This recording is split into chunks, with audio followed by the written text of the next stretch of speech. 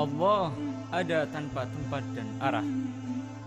Ayyuhal ahibbatul mu'minun, yaqulu Rabbuna azza wa jal, laisa kamitslihi syai'.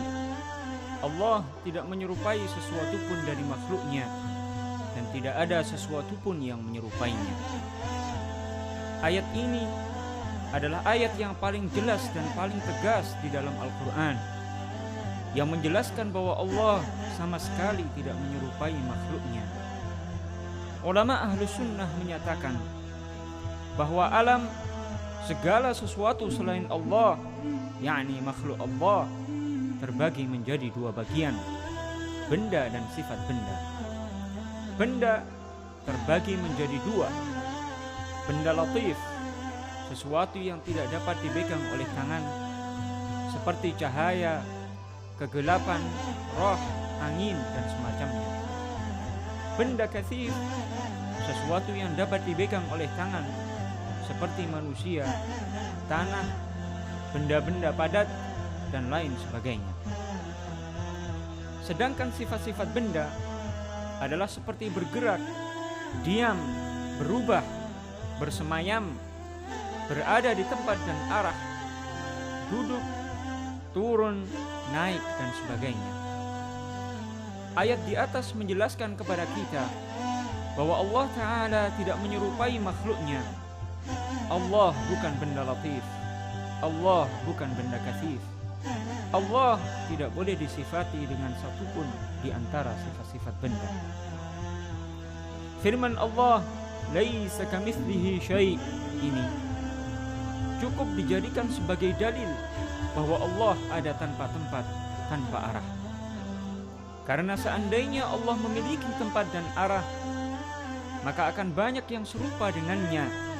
Padahal Allah telah menegaskan bahwa tidak ada sesuatu pun yang serupa dengannya. Seandainya Allah memiliki tempat dan arah, berarti Allah memiliki dimensi, panjang, lebar, dan kedalaman. Sedangkan sesuatu yang demikian, maka pastilah ia makhluk yang membutuhkan kepada yang menjadikannya dalam dimensi tersebut. Ayyuhal ikhwatul kiram, Rasulullah sallallahu alaihi wasallam juga bersabda, kana Allahu wa lam yakun syai'un ghairuh. Allah ada pada azal, keberadaan tanpa permulaan, dan belum ada sesuatu pun selainnya. Hadis riwayat Al-Bukhari, Al-Baihaqi, dan Ibnul Jarud. Hadis ini menjelaskan kepada kita bahwa Allah ada pada azal, keberadaan tanpa permulaan. Tidak ada sesuatu selainnya bersamanya. Pada azal belum ada angin, cahaya, kegelapan, arasy, langit, manusia, jin, malaikat, waktu, tempat, dan arah. Maka berarti Allah ada sebelum terciptanya tempat dan arah. Ia tidak membutuhkan kepada tempat dan arah, dan ia tidak berubah dari semula, yakni tetap ada tanpa tempat, tanpa arah. Karena berubah, taghayyur, adalah ciri sesuatu yang baru, sesuatu yang makhluk. Al-Imam Abu Hanifah radhiyallahu anhu dalam kitabnya Al-Fiqhul Absat berkata, Allah Ta'ala ada pada azal, keberadaan tanpa permulaan, dan belum ada tempat. Dia ada sebelum menciptakan makhluk. Dia ada dan belum ada tempat, makhluk dan sesuatu pun, dan dia pencipta segala sesuatu. Al-Imam Fakhruddin Ibnu Asakir dalam risalah aqidahnya mengatakan, Allah ada sebelum adanya makhluk. Tidak berlaku baginya sebelum dan sesudah, atas dan bawah, kanan dan kiri, depan dan belakang, keseluruhan dan bagian-bagian. Tidak boleh dikatakan kapan adanya Allah, di mana dia, atau bagaimana dia. Allah ada tanpa tempat. Ma'asyiral ikhwan rahimakumullah, maka sebagaimana dapat diterima oleh akal adanya Allah tanpa tempat dan arah sebelum terciptanya tempat dan arah, begitu pula akal akan menerima wujudnya Allah tanpa tempat dan arah setelah terciptanya tempat dan arah. Dan ini bukanlah penafian, terhadap adanya Allah Ta'ala. Sayyidina Ali mengatakan, Kana Allahu ala makan, wa huwa al-ana ala ma alaihi kan. Allah ada pada azal dan belum ada tempat. Dan sekarang setelah menciptakan tempat, Allah tetap ada seperti sedia kala tanpa tempat. Perkataan Sayyidina Ali ini dituturkan oleh Al-Imam Abu Mansur Al-Baghdadi dalam kitabnya Al-Farqu Bainal Firaq. Oleh karenanya saudara-saudaraku, tidak boleh dikatakan Allah ada di satu tempat atau di semua tempat. Tidak boleh dikatakan Allah ada di mana-mana. Juga tidak boleh dikatakan Allah ada di satu arah atau semua arah. Syekh Abdul Wahhab Asy-Sya'rani dalam kitabnya Al-Yawaqit wal Jawahir menyatakan bahwa Syekh Ali Al-Khawwas pernah berkata, tidak boleh dikatakan Allah ada di mana-mana. Akidah yang mesti diyakini adalah Allah ada tanpa arah, tanpa tempat. Al-Imam Abu Ja'far At-Tahawi, salah seorang ulama salaf yang lahir tahun 227 dan meninggal tahun 321 Hijriah.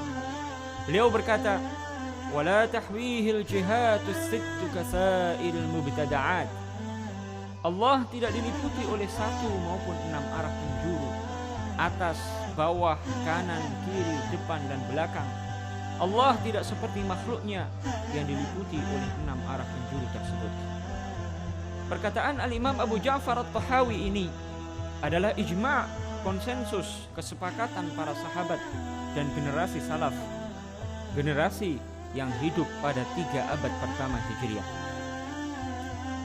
Syekh Muhammad Nawawi bin Umar Al-Bantani dalam tafsirnya At-Tafsir Al-Munir li Ma'alim At-Tanzil jilid 1 halaman 282, ketika beliau menafsirkan ayat ke-54 dari suratul A'raf, "Tsumma istawa 'alal 'arsy", beliau mengatakan, "Wal wajibu 'alaina an naqta'a bi kaunihi ta'ala munazzahan 'anil makani wal jihah."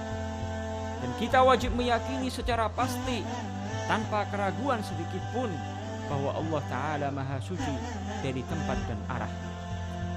Kiai Soleh Darat Semarang dalam terjemah kitab Al-Hikam dalam bahasa Jawa halaman 105 beliau mengatakan, "Lan ora arah, lan ora enggon, lan ora mongso, lan ora werna." Artinya bahwa Allah Maha Suci dari arah, tempat, masa dan warna.